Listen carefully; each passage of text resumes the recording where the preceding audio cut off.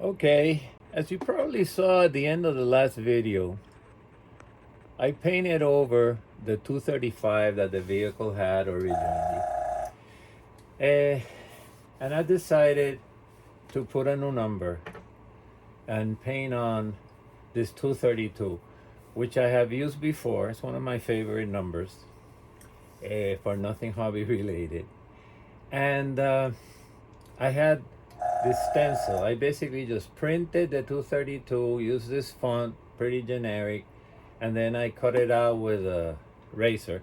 And I've used it in a previous vehicle. And I always store my stencils because there's so much work in case I need to use them again.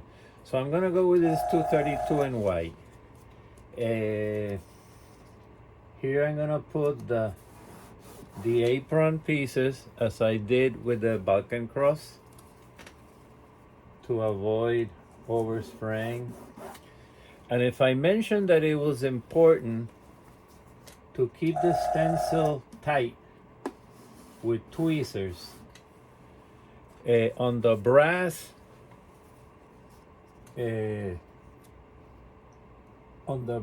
pieces, here is doubly important.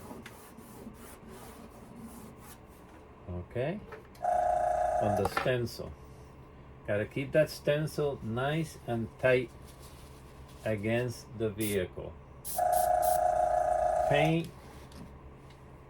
at a 90-degree angle, and the paint, hopefully it will not be very diluted, because you want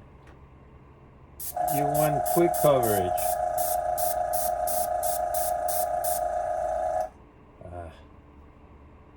I didn't like what that thing flipped there.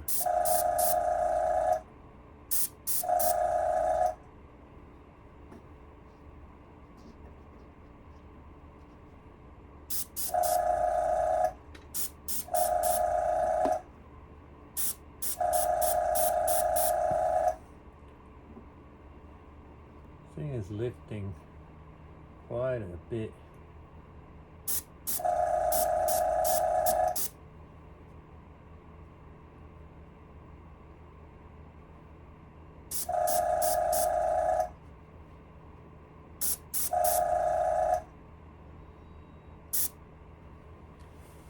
I think that's enough.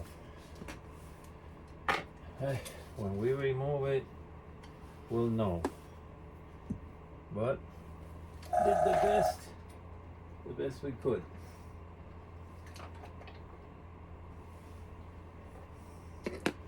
Let's take these apron pieces off.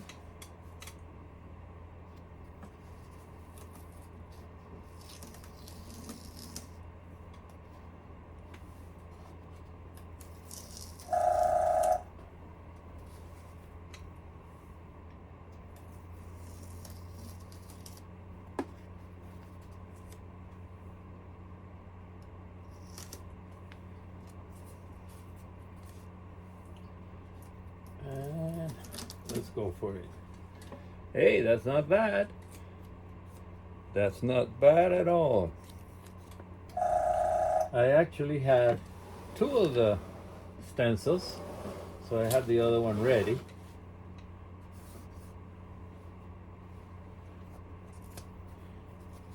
So I'll put the apron pieces on to avoid the overspray.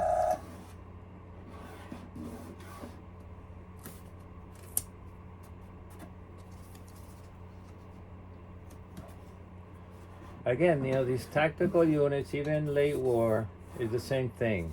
Second company, third platoon, second vehicle. The original number here was 235. I started doing some research. Most platoons did not have 5 vehicles. So the number, so that got me over to convince me that I should change the number. This is Panzer Jacket Abteilung or detachment 741. It was active in Holland. It was active in Ardennes.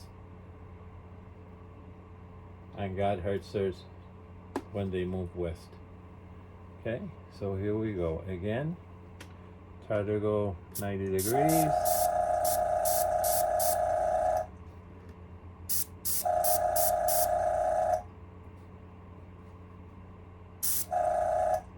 Hate it when the air gets under it, because that's the chance that it might bleed. If it bleeds, you can always touch them up. Remember, these things were hand painted, so in real life they weren't perfect. So in the model, they don't have to be perfect either.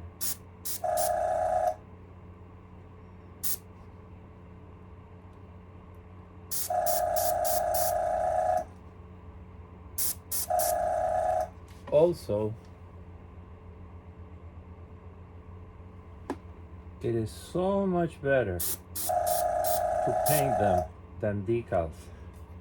I've got decals, but for decals you have to go gloss, prepare the area when you've been trying to get a nice flat finish all around. Then you have to apply the decals. Then you have to go gloss over the decals to seal them. Then you gotta go dull coat over the area, and it'll never be as flat as the rest of the vehicle. So you gotta keep on dusting and doing all sort of things to get them. Oh, that looks pretty good. And again, that's really bright compared here, because in the Balkan Cross I already went over with some oversprays. I'll do the same now with the 232, and it won't be as bright as you're seeing it now.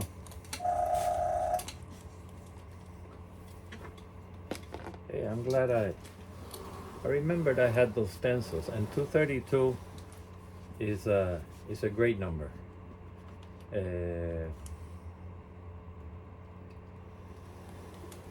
In the Ardennes, most of the Hetzers were in independent companies, but the Abteilung, equivalent to like a battalion, 741 was a full battalion. It was attached, I forget to what unit, but it was a bigger unit. You know, it had about 40 at full strength. Of these, they had 3 companies with 3 platoons each, with 4 vehicles each. So they had plenty of these very effective tank killers. Not really a tank because it doesn't have a turret, but a nice 75 millimeter cannon, which was very effective against Allied armor, and a low profile and a lot of angled